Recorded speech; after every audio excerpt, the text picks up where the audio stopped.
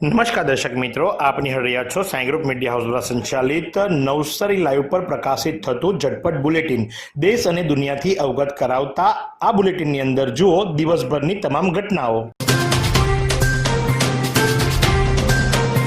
પીવાનું પાણી પૂરું પાડવામાં પાલિકા નિષ્ફળતાનો લાભ ઉઠાવી પીવાનું પાણી વેચનારાઓ શહેરીઓને આરો પાણીની નામે લૂંટી રહ્યા છે। નવસારી વિજલપોર પાલિકા વિસ્તારમાં આરો વોટરના નામે પીવાનું પાણી વેચવાનો ધંધો ચાલી રહ્યો છે। પાલિકા વિસ્તારમાં તથા તેની આસપાસ વિસ્તારમાં પણ આવું કથિય આરો પાણી ઉત્પાદન કરી તેનું ધમધમો વેચાણ કરી રહ્યા છે। જો કે આવા કથિય આરો પાણીના ઉત્પાદકો પૈકી અનેક ઉત્પાદકો એવા છે કે જેઓ તેમની જગ્યાઓ આરો પ્લાન્ટ તો ધરાવે છે, પરંતુ તે પ્લાન્ટમાંથી પાણી લેવાને બદલે શુદ્ધિ બોરમાંથી નળ દ્વારા પાણીના કેરબા, કુલર અને જગ ભરી દે છે અને તેનું સીધું વેચાણ કરી દે છે। પાલિકા દ્વારા અનેક વિસ્તારમાં પૂરતું પાણી પૂરું પડાતું ન હોવાથી તેને ઘણીવાર કેટલાક વિસ્તારોમાં દૂષિત કે દોહડું તેમજ ક્ષારયુક્ત પાણી આવતું હોવા આવા વિસ્તારના લોકોએ પણ ન છૂટકે આરો વોટરને નામે પાણી વેચતા પાસે વેચાતું પાણી લેવું પડે છે। ગોદાવરી બાના સ્મરણાર્થે ખેરગામ બ્રહ્મ સમાજ દ્વારા આયોજિત કલવાડા DZCA ગ્રાઉન્ડ ખાતે યોજાતી સ્વ ગોદાવરી બાના સ્મરણાર્થે ખેરગામ બ્રહ્મ સમાજ દ્વારા આયોજિત વલસાડ જિલ્લા બ્રહ્મ સમાજની ક્રિકેટ ટુર્નામેન્ટનું આયોજન કરવામાં આવ્યું હતું, જેમાં વલસાડ, ધરમપુર, બિલ્લીમોરા, ખેરગામ, સેલવાસ વગેરે એમ 9 ટીમોનો ભાગ લીધો હતો, જેમાં કેપ્ટન કૃષ્ણ શુક્લની આગેવાનીમાં ખેરગામની ટીમ વિજેતા બની હતી તથા ધરમપુરની ટીમ રનર્સઅપ બની હતી। આહવા બાર એસોસિએશનના હોદ્દાઓની નિમણૂક કરાઈ। ડાંગ જિલ્લાના આહવા ખાતે આવેલ નવી કોર્ટના તારીખ 20 ડિસેમ્બરના રોજ આહવા વકીલ મંડળની બેઠક યોજાઈ હતી, જેમાં વર્ષ 2025 માટે બિનહરીફ હોદ્દેની નિમણૂક કરવામાં આવી હતી। જોબા પ્લેસમેન્ટ પ્રોસેસ 2024માં કૃષિ યુનિવર્સિટીની ઐતિહાસિક છલાંગ સાથે નવો કીર્તિમાન। યશવી કુલપતિ ડૉક્ટર ZP પટેલના સબળ નેતૃત્વ, સંશોધન નિયામક ડૉક્ટર તિમુર આર આહલાવતના દિશાસૂચન અને પ્રાઇવેટ વિદ્યાર્થી કલ્યાણ નિયામક પ્રોફેસર જયમીન આર નાયકના સીધા માર્ગદર્શન હેઠળ સમગ્ર યુનિવર્સિટીના પ્લેસમેન્ટ એન્ડ કાઉન્સેલિંગ હેડ એવા આંતરરાષ્ટ્રીય ખ્યાતિપ્રાપ્ત ટર્નર ડૉક્ટર મેહુલજી ઠક્કરના સનિષ્ઠ પ્રયાસોથી નવસારી કૃષિ યુનિવર્સિટી કેમ્પ પ્લેસમેન્ટ બાબતે સતત અગ્રેસર રહી છે।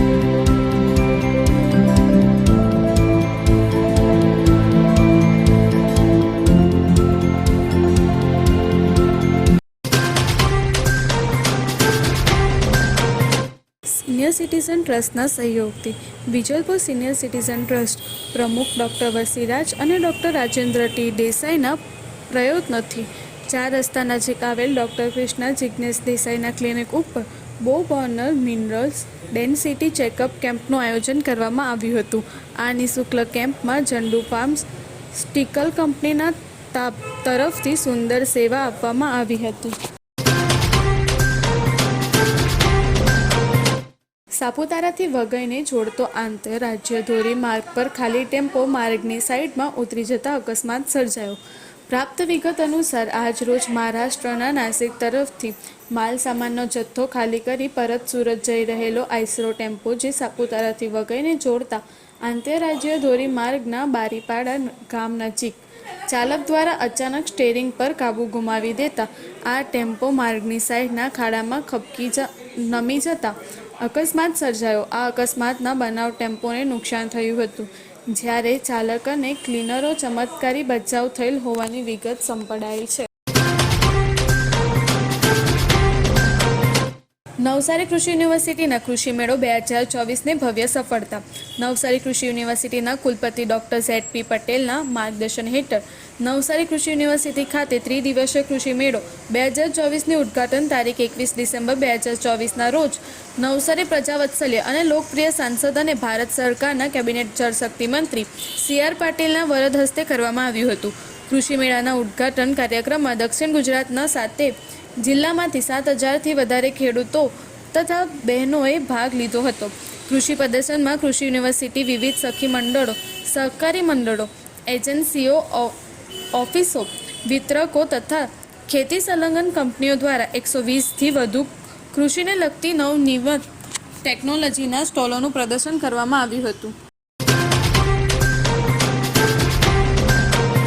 ડાંગ જિલ્લાના ગિરિમથક સાપુતારા ખાતે ઠંડીના ચમત્કારને પગલે પ્રવાસીઓ સહિત સ્થાનિકો ઠૂંઠવાયા હતા. દિવસભર શીતલહેરી વ્યાપી જતા બજારો સુમસાન બની ગયા હતા. મળતી માહિતી મુજબ ગિરિમથક સાપુતારા ખાતે છેલ્લા 3 દિવસથી બદલાયેલા મોસમમાં મિજાજને પગલે હાડ થીજવતી ઠંડીના પ્રકોપમાં પગલે સ્થાનિકો સહિત પ્રવાસીઓ ઠૂંઠવાતા જોવા મળ્યા હતા. ઠંડીના પ્રકોપથી બચવા લોકો ગરમ વસ્ત્ર ખરીદવા માટે ભારે ભીડ સાથે તાપણા કરી હૂંફ મેળવી રહ્યા હતા. એવી કઈ હોસ્પિટલ છે જ્યાં કેન્સર માટે સર્જરીની સેવા હોય, કીમોથેરાપીની સારવાર હોય, રેડિયેશનની સારવાર હોય, PT CT સ્કેન હોય, કેન્સરની પેથોલોજી હોય, મેમોગ્રાફી હોય, એટલે કે બધું જ. હા, બધી જ સારવાર એક જ હોસ્પિટલમાં હોય. તે છે નવસારી નિરાલી કેન્સર હોસ્પિટલ. અમિત શાહ સામે કાર્યવાહી કરવાને બદલે વડાપ્રધાન તેમને સ્મરણ આપતા હોવાનું મુકુલવાસીઓનો આક્ષેપ. દક્ષિણ ગુજરાતના નવસારી, ડાંગ, વલસાડ અને સુરત જિલ્લાના કોંગી કાર્યક્રમની રજૂઆત સમસ્યાઓ સાંભળવા સાથે કોંગી સંગઠન મજબૂત કરવા નવસારી ખાતે તારીખ 23 ડિસેમ્બર સોમવાર બપોરે 1 વાગ્યા પ્રદેશ સંગઠનની બેઠક યોજાઈ હતી. સાંસદ ધવલ પટેલ વાસદા અને મામલતદાર કચેરીની મુલાકાત લેતા અધિકારીઓમાં ફફડાટ. લોકસભાની વલસાડ બેઠક સાંસદ અને લોકસભાના દંડક ધવલ પટેલ સોમવારે તેમના સાંસદ મતક્ષેત્રમાં આવતા વાસદાની તથા મામલતદાર કચેરીની આકસ્મિક મુલાકાત લીધી હતી. સાંસદ અચાનક મુલાકાત પગલે જે તે કચેરીમાં અધિકારીઓને ફફડાટ ફેલાઈ ગયો હતો. જનજનનું રાખો ધ્યાન. TB મુક્ત ભારત અભિયાન.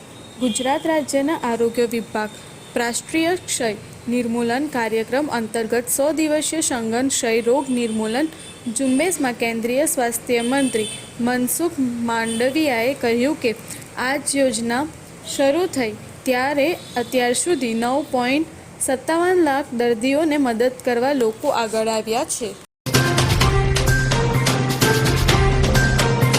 નેશનલ હાઈવે 48 પર થઈ રિક્ષામાં સુરતની નવસારી આવી રહેલ બુલેટ ટ્રેન પ્રોજેક્ટના ઓપરેટર તેમજ અન્ય 5 લૂંટાયા. ગણદેવી તાલુકાના વેગામ પિંજરા ગામ વિસ્તારમાં આવી રહેલ બુલેટ ટ્રેન પ્રોજેક્ટમાં કામ કરતા ઓપરેટર તેમજ અન્ય 5 શ્રમિકો સુરતથી રિક્ષામાં નેશનલ હાઈવે 48 પર થઈ નવસારી તરફ આવી રહ્યા હતા. તે દરમિયાન પલસાણા વટાવ્યા બાદ રિક્ષા ચાલકે તેના 2 સારીગતો સાથે મળી રિક્ષામાં બેસેલા તમામ 6 વ્યક્તિઓને ચપ્પુ બતાવી મારી નાખવાની ધમકી આપી લૂંટી લીધા હતા. તમામ 6 જણાએ લૂંટાઈ લીધા બાદ રિક્ષા ચાલક અને તેના સારીગતો આ 5ને હાઈવે પર ઉતારી દઈ ભાગી છૂટ્યા હતા. આ અંગે bullet train projector operator Navsari ગ્રામ્ય પોલીસમાં લૂંટેરાઓ વિરુદ્ધ ફરિયાદ નોંધાવી હતી. ગુજરાત ડાયરેક્ટર NCC કેડેટ્સ દ્વારા એક દાંડી યાત્રાનું આયોજન કરવામાં આવ્યું હતું. દાંડીથી પદયાત્રા નવસારી સુધી આવી હતી, જેમાં કુલ 410 કિલોમીટર જેટલું અંતર 10 ડિસેમ્બરથી તેઓ યાત્રા શરૂ કરી હતી અને જે 23 ડિસેમ્બરે દાંડી ખાતે પહોંચી હતી. આ યાત્રાનો મુખ્ય હેતુ લોકોમાં સ્વચ્છતા માટે જાગૃતિ ફેલાવવાનો અને સાથે સાથે લોકો જે અત્યારે હાલમાં ફિટ ઇન્ડિયાની જે મુહિમ ચલાવવામાં આવી છે પ્રધાનમંત્રી દ્વારા, તેને પણ પ્રાધાન્ય આપવા માટે આ એનસીસી કેડેટ્સ દ્વારા આ દાંડી પદયાત્રાનું આયોજન કરવામાં આવ્યું હતું. તેઓ દાંડી ખાતે પહોંચ્યા હતા અને દાંડી ખાતે રાષ્ટ્રીય મીઠા સત્યાગ્રહ સ્મારકની તેઓએ મુલાકાત લીધી હતી અને ત્યાં તમામનો જે દાંડી યાત્રા કરીને આવ્યા હતા તે તમામ એનસીસી કેડેટ્સને સન્માનિત પણ કરવામાં આવ્યા હતા.